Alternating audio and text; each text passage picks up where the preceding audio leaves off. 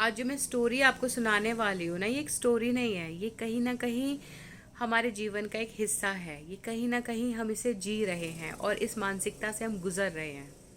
बहुत लोग आपको मिल जाएंगे जो ये शिकायत करते हैं कि मैं इतनी बड़ी पोस्ट से रिटायर्ड हुआ हूँ, मेरी इतनी ज़्यादा वहाँ पर जी हजूरी की जाती थी, मुझे ये रुतबा मिला था और तुम तो मुझे वैल्यू नहीं करते हो। चाहे वो घर में इस बात को बोले, चाहे बाहर बोले, बोलते हैं। और दूसरी तरफ ऐसे लोग भी मिलेंगे जो कहते हैं कि तुम्हें पता है मैं कौन हूँ, तुम्हें पता है मेरे पास क्या है, तुम्हें पता है मेरे घर में कितने नौकर हैं।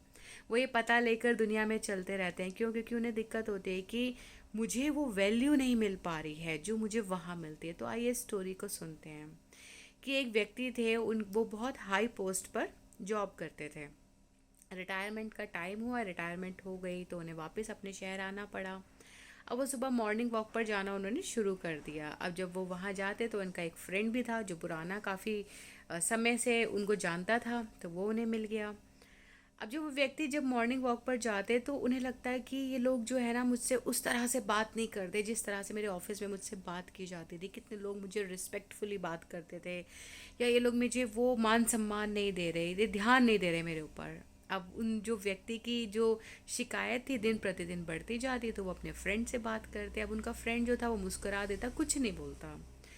थोड़े दिन हो गए, ये बात चलती रही चलती रही चलती रही। एक दिन जो उनका फ्रेंड था उसने सोचा कि चलो आज बात कर ही ली जाए।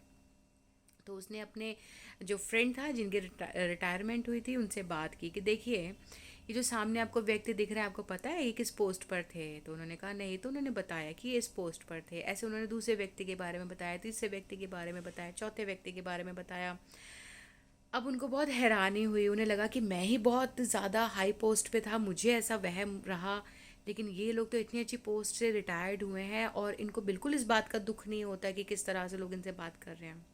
तो उनके फ्रेंड ने उनको समझाया कि ये वो लोग हैं जिन्हें इस बात की समझ आ चुकी है, या इन्हें इस बात की समझ है कि जो वैल्यू इन्हें मिलती थी वो उसकी उनकी पोस्ट की थी, वो सीट की थी, वो उस कुर्सी की थी जिसके ऊपर ये बैठते थे, वो इनकी नहीं थी।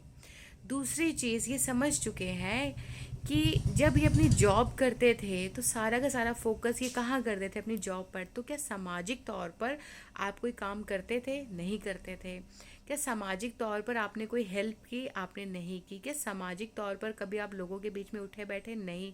तो जो लोग आपको जानते नहीं, पहचानते नहीं, जिनके लिए आपने कुछ किया नहीं, वो आपको वो वैल्यू क्यों देंगे? ये बात हम सबके ऊपर लागू होती है।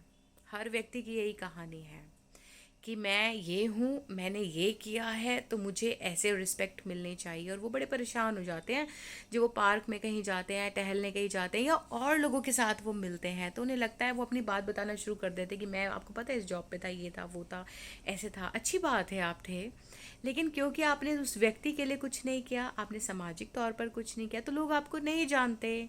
तो वो आपको वो चीज़ वो नहीं दे पाएंगे जो आप चाहते हैं। तो इस बात से, इस धारणा से बाहर निकल आइए। आपकी जॉब थी वो हो गई है, उसके बाद आप लगे पड़े हैं कि नहीं, मुझे घर में भी वैसी चीज़ें मिलनी चाहिए जैसे वहाँ मिलती थी। तो ये आपको समझना पड़ेगा कि ऑफिस और घर में बहुत बड़ा डिफरेंस होता है। आप ऑफिस में जॉब करते थे, लेकिन जो घर है वो वहाँ आपका एक परिवार है, वहाँ की आपकी रिस्पॉन्सिबिलिटीज़ अलग हैं।